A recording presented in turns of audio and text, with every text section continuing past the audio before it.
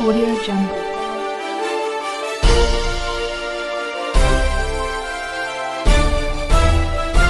Audio Jungle.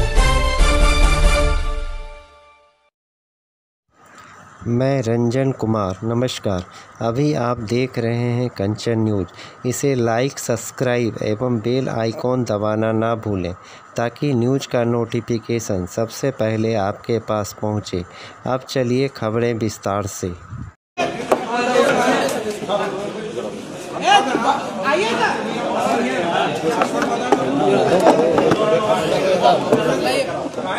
Mic इधर mic खाली रखना है यहाँ पर। अरे इधर है वो दीजिए ना कर दो।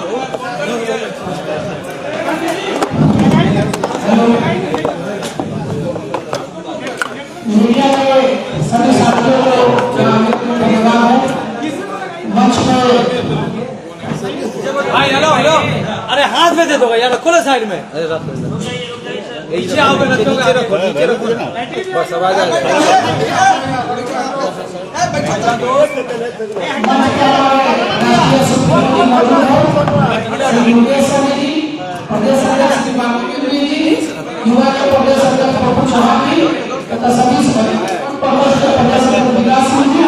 तथा आप सभी को मीडिया पर के लिए धन्यवाद। सभी सवालों का जवाब माननीय मंत्री जी बोलिए।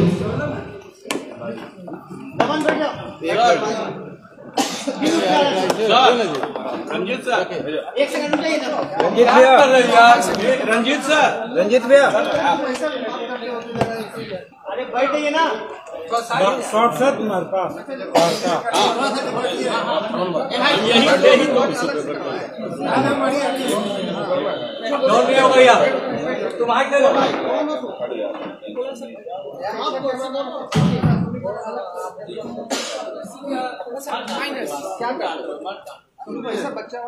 चलिए, बहुत बहुत धन्यवाद। आप तमाम हमारे मीडिया बंधु, इलेक्ट्रॉनिक हो, प्रिंट हो, सभी साथी को बहुत बहुत धन्यवाद देता हूँ। हमारे साथ बालगोविंद जी, पप्पू चौहान जी, मधुकर आनंद जी, रंजन जी, तमाम हमारे पार्टी के सभी साथी को धन्यवाद देता हूँ। विशेष तौर पे धन्यवाद हम बोछा के जनता को देते हैं कि उन्होंने मजबूती से वीआईपी पार्टी पे भरोसा जताया है। साथ ही पूरे बिहार के जो भी हमारे साथी, खास करके बोछा विधानसभा में उपचुनाव में आए थे, मदद किए थे, सभी कार्यकर्ताओं को बहुत बहुत धन्यवाद देता हूं कि आपके सहयोग से, आपके मेहनत के दम पर आज बोछा विधानसभा में हम लोगों ने मजबूती से चुनाव लड़ा।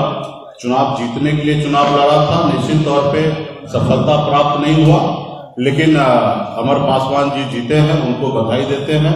साथ ही उनकी पार्टी को बधाई देते हैं। आरजेडी ने वहाँ पे जीत दर्ज की है। साथ ही हमारे लिए कई तरह की जीत होता है, तो ये भले हमारी हार है, लेकिन हार में भी हमारी जीत है। अब कहिए कैसे, तो हमने वहाँ पे अपनी जमानत बचाने में कामयाब रहा। हम अपने आधार वोट, जो वीआईपी पार्टी का आधार वोट 20,000 होता है, वो वोट हमने लाने में कामयाब रहा। उसके बाद हमने 30,000 वोट, जो तकरीबन 18% वोट होता है, वो हमने मजबूती से अपने कार्यकर्ता के दम पे हमने लाया है। वो भी सिर्फ निषाद समाज का पोलिंग कैपेसिटी की बात करेंगे तो सिर्फ 8% होता है, लेकिन 8% की जगह हमने 18% वोट लाया।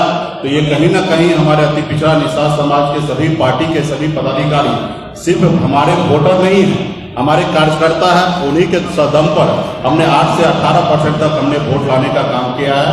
तो निश्चित तौर पे एक हमारी बड़ी जीत है। और हमारे जो खास करके जो वो सीट पर हमें लड़ना था, जबरदस्ती भारतीय जनता पार्टी ने उस सीट को कब्जा करने का इरादा रख के अपनी पार्टी को, प्रत्याशी को उतारने का काम किया। उनको भी कहीं ना कहीं एहसास हो गया कि उन्होंने गलत किया और उनको वहां पे चुनाव अच्छी मार्जिन से हारना पड़ा। जो सीट कल तक हम साथ में थे, हम वहां पे लड़े थे, 12,000 वोट से हमने वहां पे जीत हासिल किया था, लेकिन वही सीट आज 36,000 वोट से भारतीय जनता पार्टी और उनके सहयोगी दल के साथ रहने के बावजूद भी चुनाव हारे हैं। एक तरफ 4 पार्टी, दूसरी तरफ भी 4 पार्टी और एक तरफ वीआईपी पार्टी अकेले अपने दम पर 30,000 वोट लाने में हमने कामयाब रहा।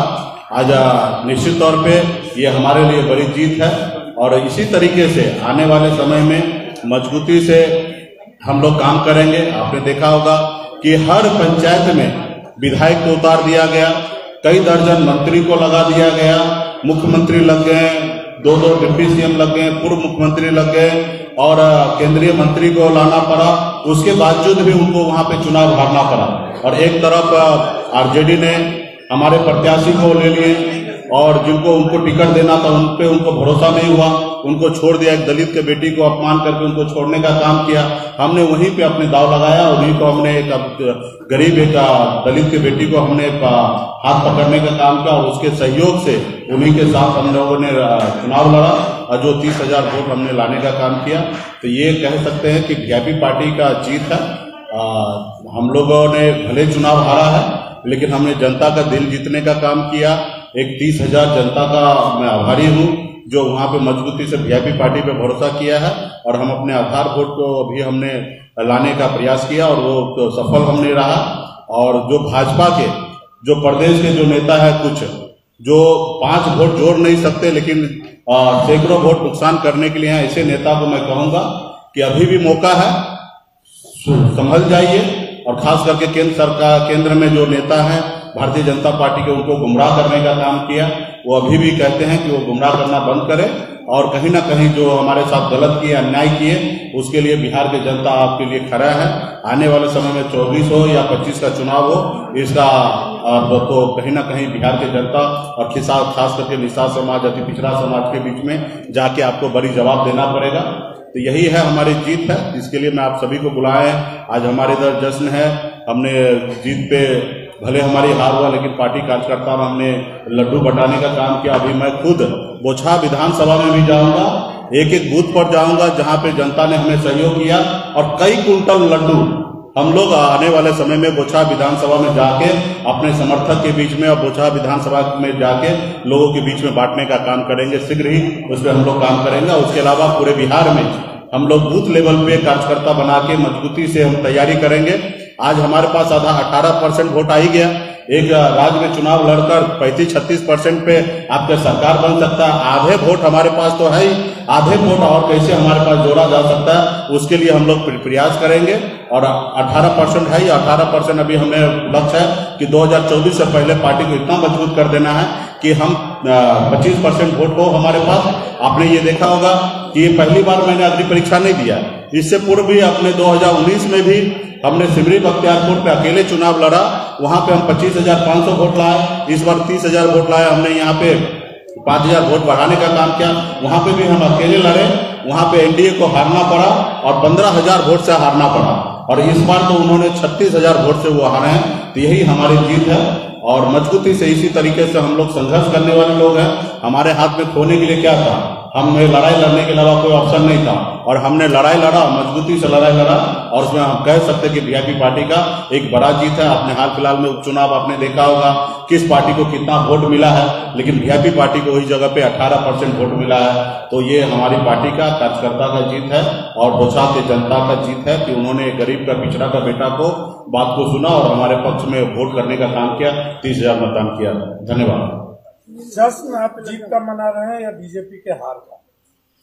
नहीं, मैं चुनाव जीतने के लिए वहां पे गया था लेकिन हमारे प्रत्याशी जीते नहीं, लेकिन हमारे पास आधार वोट 30,000 वोट हमने लाया है और हमारे अपना बेस वोट हमारे पास बरकरार है और 18% वोट बैंक है, उसका जश्न हम मना रहे हैं। हम किसी के हार पे और जीत पे हमें कोई लेना देना नहीं है। हम जीत जो हुआ है उनको हमने बधाई दिया है और ये मेरी जीत है। और जो लोग अहंकार में चलते हैं उनका हार है और उस पर निश्चित तौर पे पूरे बिहार के लोगों को, देश के लोगों को, उस अहंकारी लोगों पे जीत पे जश्न हर किसी को मनाना चाहिए।